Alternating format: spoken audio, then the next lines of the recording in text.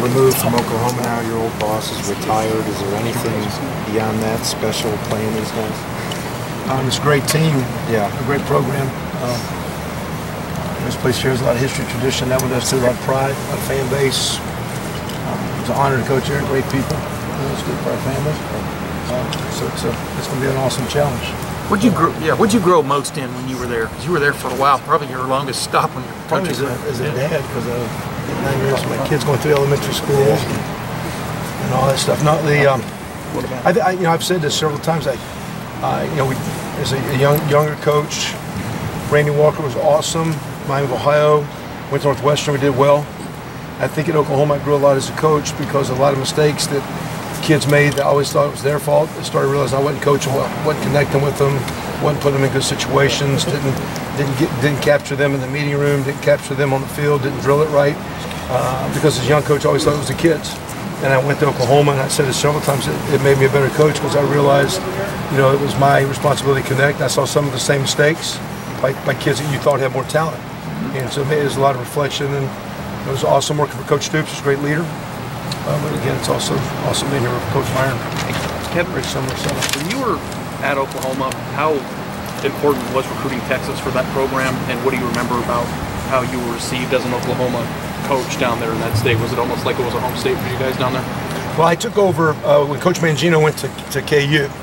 So they gave me the up north A, Kansas and Missouri, which means I was 5 years I coached tight ends. So a lot of times that was back when we rotated coaches in and out. I was always the guy stuck in the office. It seemed like my wife several times asked Coach Stoops if he would put me on the road to get me out of the house so I could get out of her way.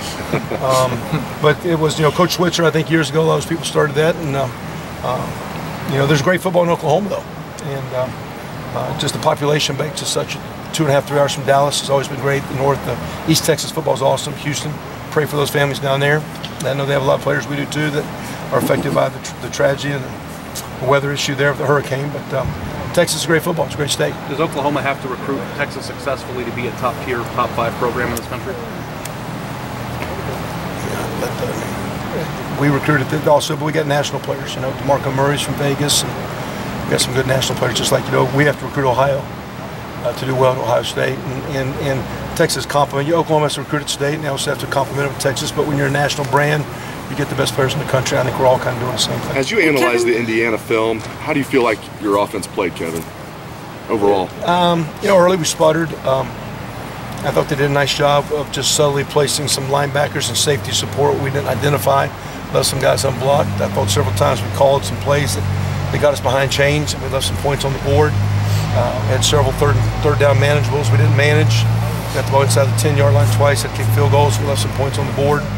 We had a couple plays get away, but sometimes kids playing hard, you make a play, miss a play. So it was nice to finish strong. I think the second half, we have a drop on a potential big play, and a fourth down we don't get, then we score, and I made a bad call on a 3rd and 1 play that hurt us, and we didn't score one time. So other than that, it was a very good second half. The tempo, is that pretty much what you want to see? Do you guys want to go a little faster? I know you're going to mix things up, but tempo-wise, is that pretty much what you guys want to be this year?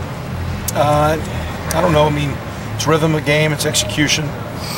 When you get first downs, you can play fast. When you don't, you can't. Some plays to me are certain defenses and certain looks. You just, I'd say they're sensitive plays, meaning you can be in harm's way. So you just pick your spots of the play style, and it's risk and reward. And I think we were okay. I don't think we weren't trying to go faster, but we can play faster.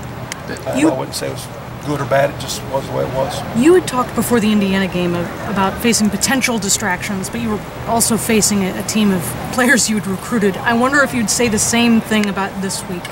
Are there potential distractions? No, this one's different. I love my time there, and Coach Stoops is a special person, and Kel Gundy will be over there, and Coach Jerry Schmidt, and a lot of friends.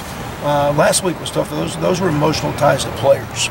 And right now, the players, I've always watched them because I always like watching them as a fan and pulling for the coaches, and I always like watching great teams. So, as coaches, especially now if they got all these games, every play all during the week, you seem like you watch games when you're at home all the time now instead of of watching real TV, I guess, you know.